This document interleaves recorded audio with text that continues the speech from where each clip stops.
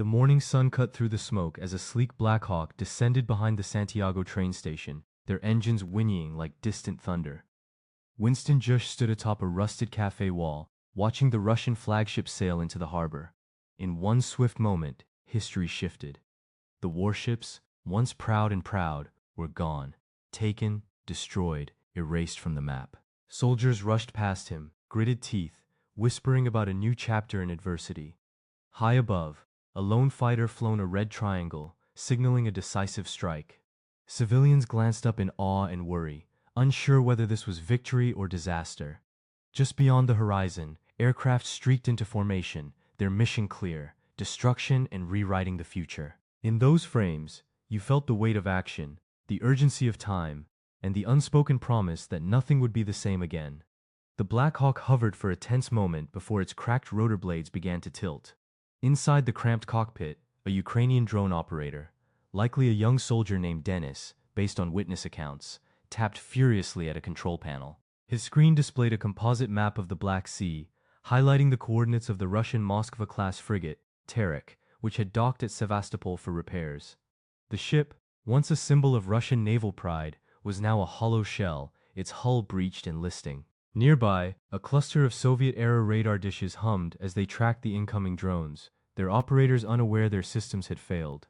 The first cluster of unmanned Orlan 10 UAVs erupted from the helicopter's undercarriage, their infrared sensors calibrated to detect heat signatures. They were small, reusable machines, but they carried mini 30mm grenade launchers. Each drone was programmed to act autonomously, flying in clusters to overwhelm the ship's defenses. As they descended, their propellers churned the salty air, creating a deafening roar that mingled with the screams of seagulls. The Terek's crew scrambled to jettison life rafts, but the frigate's outdated radar couldn't distinguish the swarm from ordinary birds. Inside the ship's command center, Admiral Viktor Kovaltsy, a seasoned naval officer, slamming a table as he watched the chaos unfold. His crew had no countermeasures against the drones, which were equipped with low observable paint and jam-resistant radios. "We've been hacked!" he barked, his voice drowned out by the explosion that rocked the deck. A kamikaze drone, its control box fried mid-flight, slammed into the frigate's radar mast, igniting a fuel leak. Flames shot from the breach, illuminating the ship's bow. On land, a group of Russian sailors, many of them teenagers conscripted that month, watched the inferno through binoculars. One teenager, Andriy, later testified to a Ukrainian intelligence officer that he'd seen a Black Hawk flying low, its shadow blotting out the sun. "They were painting target symbols on our hull," Andriy claimed. His words, though unverified, added to the growing confusion among Russian troops. They hadn't expected a drone campaign to be so surgical. Back in Ukraine, Denis's control room was a maze of screens showing the Terek's final moments. One feed showed the ship's list, as its bow disappeared underwater. Another displayed the drone feed. Grimy, static-filled footage of explosions. "They've lost buoyancy," Denis whispered, his hands trembling. "We've sunk a battleship with shoeboxes." The attack was not isolated. Hours earlier, 2 other drones had targeted the Okhotny, a smaller Russian anti-submarine vessel near Crimea, and a 4th had struck a logistics barge in the Crimean Peninsula. These weren't random acts, but part of a coordinated campaign led by Ukraine's aerospace forces, supported by Turkish Bayraktar drones and intelligence from NATO allies. The operation, codenamed Starlight, was the brainchild of General Alexei, with a nickname derived from his tactical brilliance. He'd analyzed Russian ship movements for months, identifying vulnerabilities only a drone swarm could exploit. The sinking of the Terek became a turning point. Putin's propaganda machine spun it as a Ukrainian conspiracy, but the truth was more revealing. The Russian Black Sea Fleet, long seen as a potential threat to NATO, had been dealt a severe blow. Admiral Kovaltsy, later captured by Ukrainian forces, admitted in a prison interview that the drones had bypassed every layer of our defense. His words, though damning, highlighted a growing crisis for Russia: the vulnerability of its naval assets to asymmetric warfare. Analysts in Washington and Kiev debated the implications. Some called it a prototype for future naval conflicts, where low-cost drones could neutralize high-value targets. Others saw it as a symptom of Russia's over-reliance on outdated systems, a decaying fleet defending against a new paradigm. In Kiev, officials celebrated in secret, while in Moscow, officials downplayed the incident, blaming foreign sabotage. But the footage of the Terek's burn and the Black Hawk's shadow cast over Sevastopol was unforgettable. By late February, Ukraine had launched follow-up strikes. Drones targeted the Vostok-class corvette Kazansk in the Black Sea, forcing a Russian battle group to retreat. The Terek's crew, now survivors in a lifeboat, reported seeing a handful of drones swarming above before the ship capsized. One sailor, named Vitaly, later described the scene. "We thought it was a miracle. Then the first drone hit us with a grenade, and everything went dark." The attack also exposed weaknesses in Russian command structures. Intelligence reports later revealed that the Terek's radar had been jammed by earlier Ukrainian strikes on a nearby command post. This coordination between air and ground units was rare in the conflict, underscoring the sophistication of the operation. It was a glimpse of what could come, a future where battlefield victory hinged not just on tanks or missiles, but on swarms of tiny, relentless machines. In the weeks that followed, the world took notice. News outlets like The Guardian and BBC published feature articles on how drones are redefining naval warfare, citing the Terek as a case study. Military analysts debated whether this marked the beginning of a new era, where non-state actors or even amateur programmers could influence major conflicts. In Ukraine, the success bred further ambition. Training facilities in Kharkiv saw a surge in drone operations, with recruits practicing swarm tactics in abandoned warehouses. Russia responded with countermeasures. They deployed electronic warfare systems to disrupt drone signals, but the cheap, disposable nature of the Orlan-10s made them difficult to counter. In May 2024, Russia launched a retaliatory strike on a Ukrainian drone control hub in Lviv, destroying several units. But the damage was done. The message had been sent. Traditional naval power was no longer invulnerable. The Terek's wreck, now a jagged reef in the Black Sea, became a grim monument. Ukrainians commemorated it in a small memorial near Mariupol, etched with the words "Victory through drones."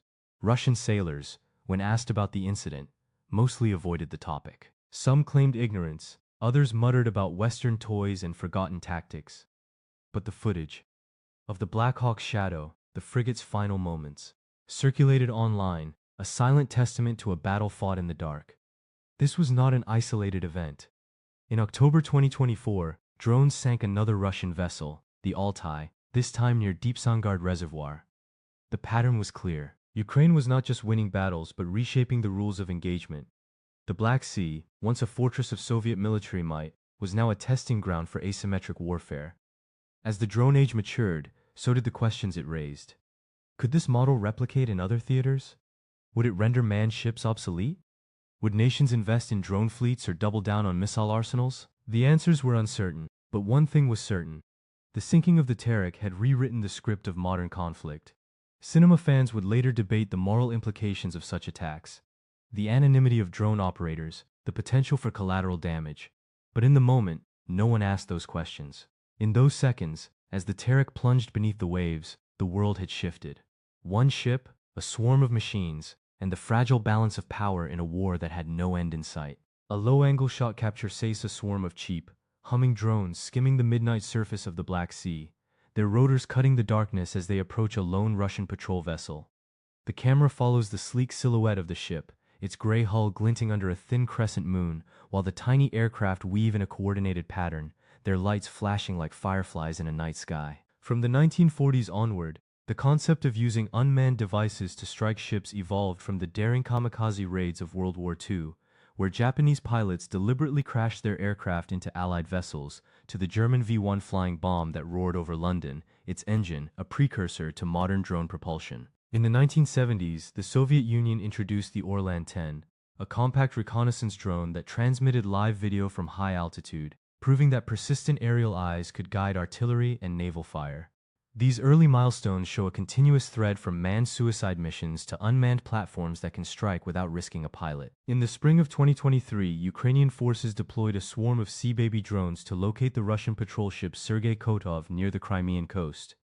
The drones hovered at low altitude, their infrared cameras feeding live video to a mobile command post hidden in a forested trench. When the ship attempted to fire its main gun, a Sea Baby released a small explosive payload that struck the hull just above the waterline, causing a rapid list that forced the crew to abandon ship. The footage, captured by a nearby civilian camera, shows the vessel tilting sharply before slipping beneath the waves, a stark illustration that a handful of cheap drones can sink a 2,000-ton warship without a single pilot on board. Russia's response was swift and systematic. Admiral Shoigu ordered the rapid deployment of layered electronic countermeasures, including surface-to-air missiles, electronic jamming pods, and hardened radar arrays to detect low-altitude UAVs. Within weeks, the Black Sea Fleet installed additional radar coverage and began fielding its own anti-drone drones, creating a layered shield that forces any incoming swarm to contend with multiple layers of defense. Beyond the Black Sea, the impact of drone warfare is reshaping naval strategy worldwide. The 2020 Nagorno-Karabakh conflict demonstrated how Turkish Bayraktar TB2 drones could sink tanks and disrupt supply lines, prompting NATO to accelerate its own loitering munition programs. In 2023, the United States fielded the Switchblade 300 loitering munition in Ukraine, and the Israeli Harop system has been used to target Iranian-aligned groups in the Middle East, showing that drone-centric tactics are now a global strategic priority. Ukrainian operators, often working in cramped underground tunnels beneath Kyiv, coordinate drone launches with a blend of satellite maps and real-time radio telemetry.